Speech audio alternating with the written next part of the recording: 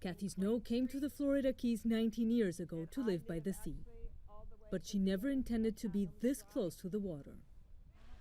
Higher than normal tides recently turned her street into a month-long swamp. Like her neighbors, Kathy worries that rising seas will make tidal floods worse and sink the value of her house, worth about $700,000. This is our dream town. I don't think anyone would want to come in and look at the house and come through salt water and want to buy it. While South Florida is on the front line of rising sea levels, concerns like Snow's don't seem to be hurting its real estate market. In the Keys alone, sales are up 22% compared to last year, and the average price of a home has risen 6%.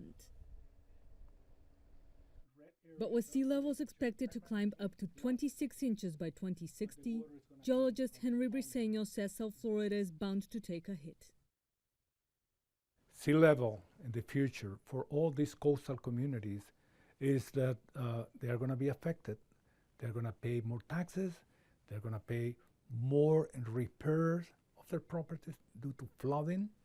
And sooner or later, they'll have to move. And by that time, those properties are going to be worth nothing. Local authorities say they're working on modifications to the region's landscape to guard against even the grimmest predictions. For the next 15 years, I think we're fairly set in. We're going to be able to modify our roads and elevate them as necessary, and our infrastructure, our buildings, to ensure that we can adapt and meet the rising seas. Now, for the years 2060 and beyond, it's a farther horizon. We're going to have to look at more creative ways to deal with sea level rise.